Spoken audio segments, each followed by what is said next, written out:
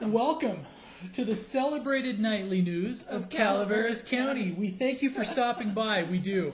And we're back for another night. Another night, and we were both, you were looking over there, and I was just looking here. I guess one thing I do need to say is occasionally you'll see me look left. And what I'm doing, since we have a huge staff here of camera people, sound crew, it's huge. Amazing. But really, it's just me. So if you need to, so I need to look left to make sure our feed is okay. So we're pushing. On, yes, exactly. So we're doing what we're supposed to be doing. So if you see me look left off camera, that's why. Yeah, because we're like doing the juggling thing. The juggling thing. Yes. Well, I guess budget hearings are going on. Budget hearings, and they'll be going on all week. Yes. Actually, and it's obviously probably not much has changed from preliminary budget. Actually, not much. But I mean, the title of our little piece we stopped by today. Our title of our little piece we did is "Whittling Nickels into Dimes." That's right. So. Trying to change pot metal into gold. Yeah, so there you can tell that with it's each an alchemist dream. With each department head that comes up, they're trying to whittle and rub, and can we have a little more here, a little more there? And, but the total number is $106,513,630. Is this our first year over 100 million? Was last year wasn't it? I thought last year was about 98 million. Huh. See, we're gonna we have to look at that. Actually, we didn't discuss that before we went on air, or else we would know the answer for you. I know. Yes, but although the budget numbers were higher last year. They were.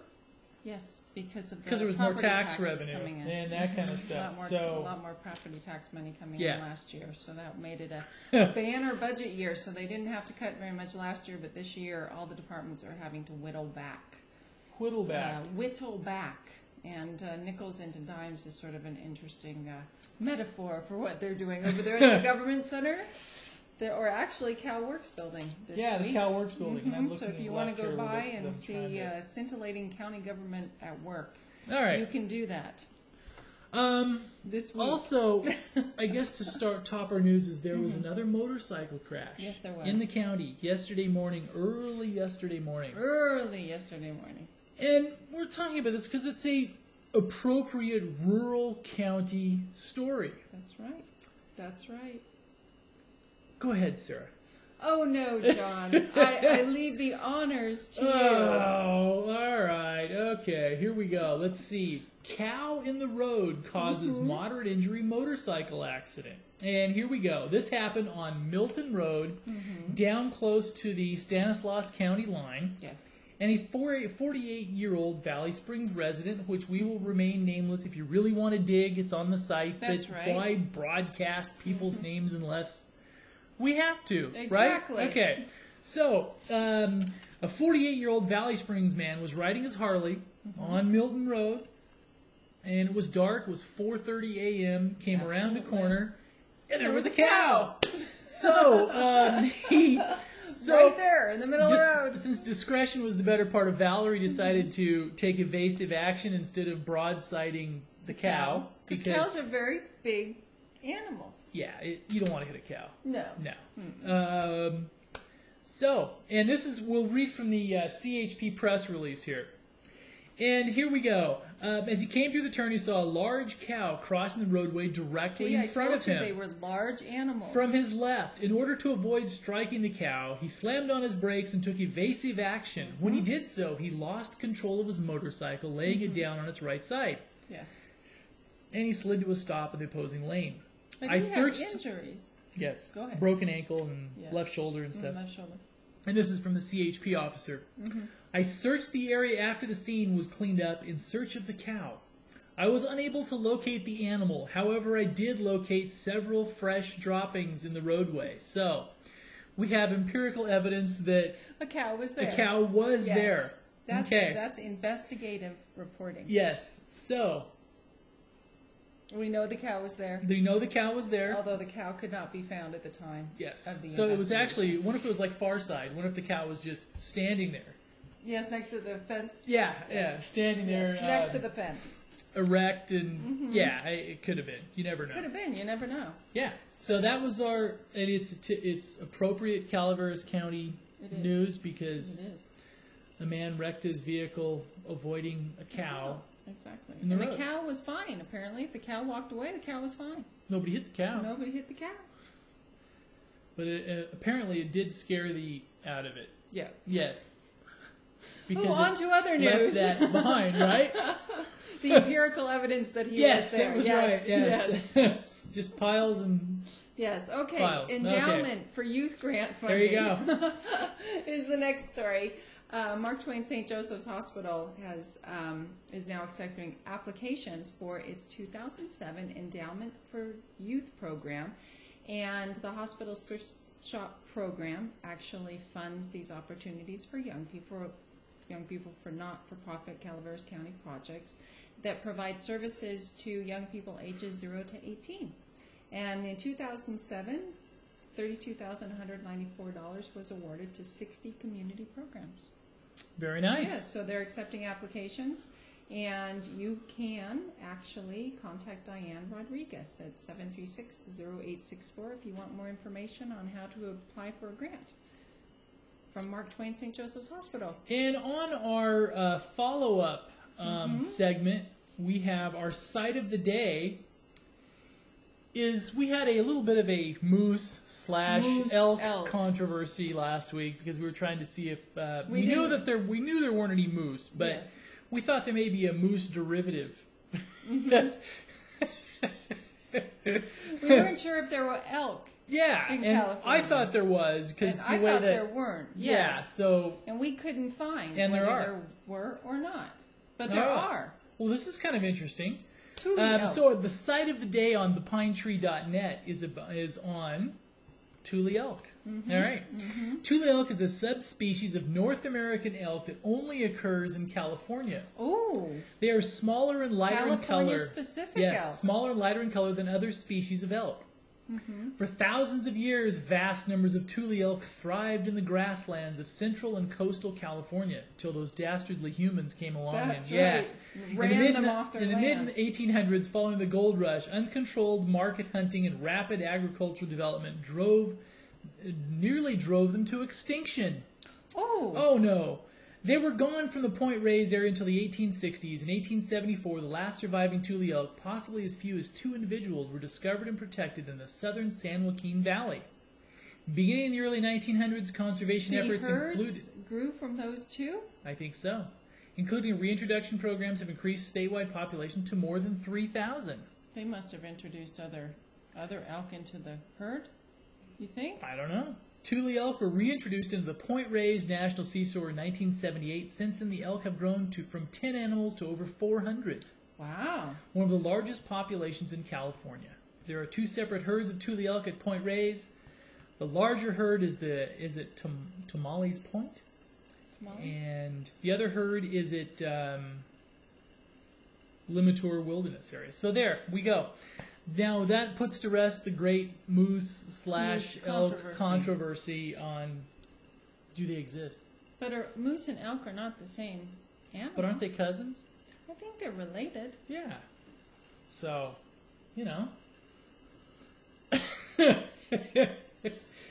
Okay, well, we know now that there are Tule elk in California. And when I say we, I mean very specifically John and I. Yeah, there we go. All right.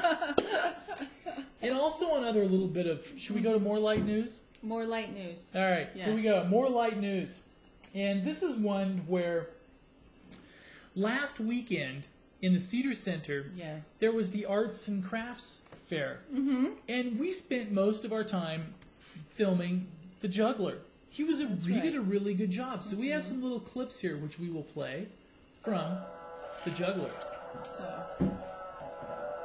And here he is right now. Oh, he's blowing bubbles. One-handed bubble blowing. So that's amazing. That is truly amazing. And then he goes on to... And this is one of those instances, it wasn't always so much what he did, but how he did it. He was very entertaining. And in fact, it's kind of an interesting thing because lots of times in a small venue like that, it's hard to get audience participation, and on a free stage, everybody's walking by. But he held people. There was almost no seats left. Oh, really? Through the whole time he did this is like a half-hour program, and he just. Did you get his name? He's just the redheaded juggler guy. Pathetic journalism stuff. No, so we're just. Oh, okay. There we go. See, he's. Wow, that's amazing. Look he's at that. He's bouncing. But then he'll introduce. Look at that. Yes, he's getting claps for having bicep juggling. Yes, it was. That was amazing. I can tell you were amazed. Oh, let's skip forward, shall we? And then we also went to. Oh, let's see. He juggled. Oh wow! Look at that. There we go. Here he's juggling 4 balls. Then he'll start. Then he'll change cadence and start doing them in a circular fashion. There we go. See? Pretty impressive. Very. Now he's doing 5. There we go. Juggling 5. And he was very happy with himself. Oh, he dropped one. But he was very happy. He picked it up quickly, though. And in juggling, that's an important thing. There we go. Oh, wow. Now we're moving on to booths. There was lots of booths there, crafts here we booths. go. Now he has audience participation, helping him climb on the. There we go, helping him climb on the unicycle. The unicycle. Yes. That little boy's not very impressed, though, is he? So he put bunny ears on him, and see, he's climbing up on a very tall unicycle. So tall, it couldn't fit in the viewfinder. Yes, there we go. Oh, there we go. There we go. Okay. And then he went on to. Now he's up on his unicycle on this little tiny stage. All right, here we go. Now he's juggling fire. Juggling fire. Yes, hey. Juggling fire. Here That's we go. Like a medieval act.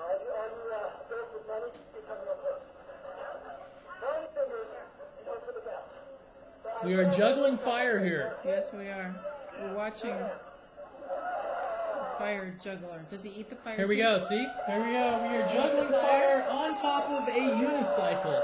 Wow. This is quality entertainment for our viewers at home, isn't it? This is. You will never see anything like this anywhere else. Okay, here we go. Here we go. Oh, wow. Now he's juggling 3 torches. Mm-hmm. And dancing too. And dancing at the same time. That's pretty impressive. It's pretty That's impressive.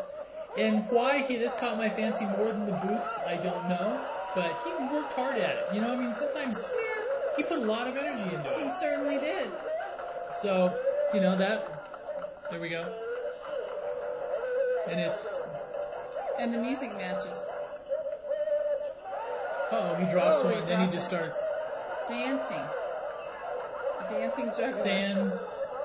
Are we through with juggling? I don't know. Are we through with juggling? Oh, I think we're through with juggling. Our audience may be going, we're through with juggling. Why are they inflicting juggling upon? But anyway, it was a great show. It was a good. The Cedar Center Arts and Crafts Festival. Mm-hmm. They had good crowds. I mean, it was busy. It was busy. Mm-hmm. That's what I've heard. It was very busy. They actually draw a crowd. Yeah. But it was Labor Day weekend. Was. And a lot of people up here for the weekend. And if you were trying to get around on the roads, took you a little longer. Took a little longer to get places this last weekend. So what else was happening in our world? What else is happening in our world? Planning Commission meets tomorrow. All right.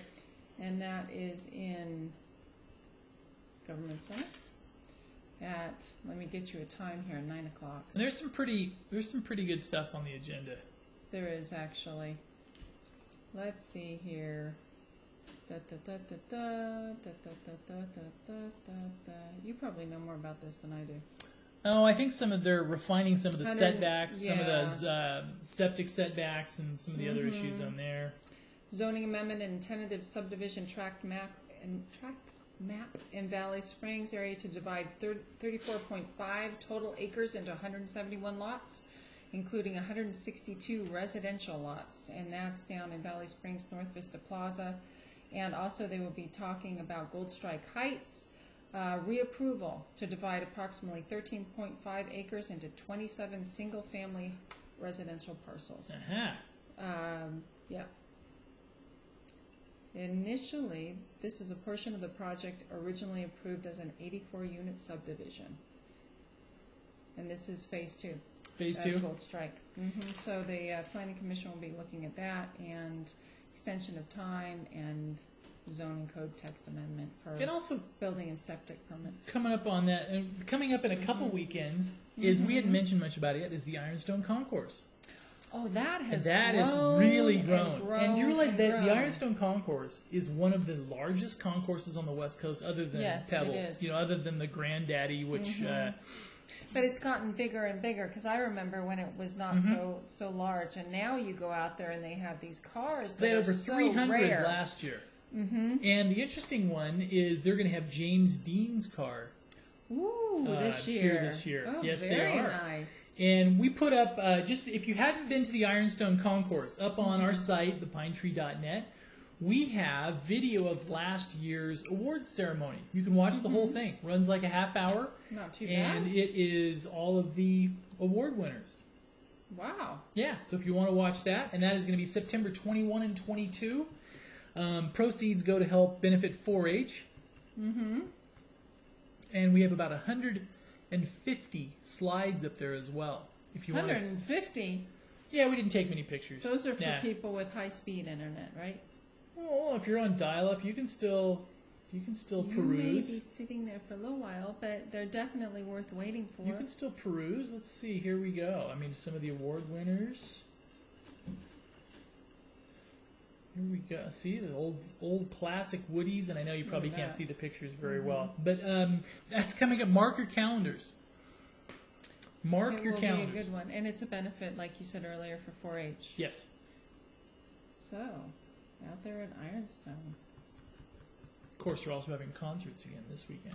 They are. It's a big concert weekend for them. This is huge. Huge concert weekend. Huge concert weekend. Are you going to any of the concerts? We'll try to cover as many as we can. Okay. State news? We looking at state news? Go for it. State news. State news. New term limits measure qualifies for state ballot. This should be interesting. This is actually from the San Francisco Chronicle, Sacramento Bee, San Diego Union Tribune, and San Jose Mercury. A new Democrat-backed term limits initiative qualified for the February ballot Tuesday by a scant 957 signature margin, and opponents are complaining that political pressure pushed the measure over the top. And also in Sacramento Bee, it's a related topic, a nail-biting melodrama that has engulfed the ballot measure to modify legislative term limits, whether it has garnered enough voter signatures to be placed on the February 5th primary election ballot, ended Tuesday afternoon in a photo finish. So that should be interesting to look for. See some of the ads for that. And governor appeals ruling on violent video games. This is from the Sacramento Bee. Attempting to save California's ban on selling violent video games to youths, Governor Arnold Schwarzenegger on Wednesday appealed a federal court ruling that permanently struck down the prohibition last month. Now, was he ever part of any video games? I would imagine the Terminator games. I would think so. But did any of us know that there was a ban on violent video games to youths in California? I don't think it was enforced very well. No. I mean, you see some of these things just in the arcade. It's like, whoa, okay. How many mummies can you blow up in a day? And Fred Thompson. Looks like he taped his Jay Leno episode, right? Sure did. So, there we go. There you go. He's launching his bid for the presidency in Hollywood style. Will make his candidacy official in a 15-minute webcast set to air at midnight. Around the same time, he'll be seen on the East Coast chatting with Jay Leno in a taped broadcast of NBC's Tonight Show. Yes. He'll call attention to his bid hours earlier with a 30-second ad during the 8-man GOP debate in New Hampshire. Yeah, because there's some people that think that they're a little upset with Fred, some of the other contestants, because they're having a debate tonight. He's not showing up. He's announcing on that night and then running a commercial during their debate. That's right. Ooh. But he agrees with Leno that presidential debates are not garnering much interest from the general public. And that is sort of an interesting little twist on it all. They're having their debates, but is anybody really watching except for the policy wonks? It's too early. Mm-hmm. Mm-hmm. All right, one little thing we'll touch on that if some of you may have known is Luciano Pavarotti has had cancer. Yes. And it's being reported now that he's unconscious now and failing. So it looks like for Pavarotti this is his the final act. time. Yeah. Yes. And also, this is an interesting one. If you've been following this on the news at all, they've made arrests over in Germany on an Al Qaeda plot. Yes, they have. And some of these is where they actually went in and swapped out. Did you read this? Mm-mm. Instead of arresting them, they went in and swapped out some of the chemicals for the bombs. So they actually replaced the chemicals with stuff that was relatively inert. All right. So they could hopefully let them go work ahead on and it a bit more. do their little plotting, and then it didn't. So, and I guess this is a typical bureaucratic screw up. And nuclear bombs. No, this is one. How did you see this one? Exactly. They actually loaded live nuclear cruise missiles on a B-52 that cruised around over the U.S. It's like, oh, that's kind of interesting. Yeah. Oops. Yeah. Oops. So. Yeah. All right. So Republican debate. And if you are, and just as a word of caution, if you're looking on Craigslist for to hook up, shall we say, in a paid fashion, the police are now placing decoy. Craigslist had that stuff. This has been a big controversy that Craigslist has refused to remove basically prostitution ads online. Okay. They've let them run. Okay. I didn't realize they had them in the first place, but of course, since the Senator But the police Craig now are placing a decoy ads on Craigslist to bust paid sex. So, if you have a wide stance, shall we say? Never mind. Senator Craig. We're on cable television. Well, that was his defense. I know he had a wide stance in the men's room in the stall, and it was completely a misunderstanding. Completely. That's why he pled guilty. And he was just, he has a wide stance, and he was fishing underneath the stall for paper. Oh, okay. Right? Yeah. On to other things.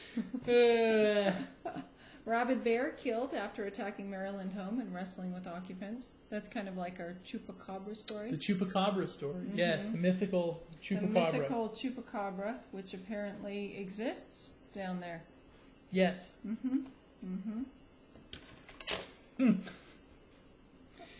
And also upcoming is the annual Chamber Picnic. If you want to join the Chamber of Commerce and go to the picnic, there's we'll segue away. We'll just get back on. It's like watching the little bouncing ball. We'll just get back on track here. We'll get take it back to the county. Yes. Utica Park on September 29th. There will be social hour begins at 5 p.m. Dinner at 6. Dinner will be catered by Bill Claudino. Ooh, our supervisor. That's right. Apparently, he's good at that. Tickets are $100 for the $5,000 raffle and $20 for dinner only. Is it $5,000 cash? Yeah. Really? Yeah. You and I might be first in line to buy those tickets. It might, yeah. Yeah. That's not bad.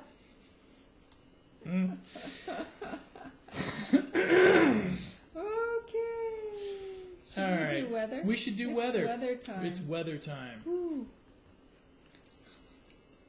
You gonna start off? What are we doing? It's hot. It's hot. It's hot. Yes. Ooh, patchy smoke in Arnold.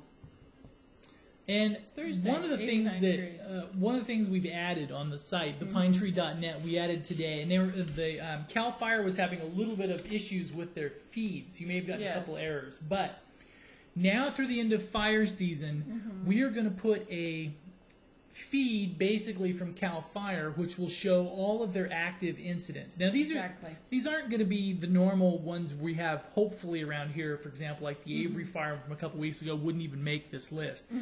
These are the big boys. Yes, exactly. Where we'll go back to the front and look at this real quick before we go to weather.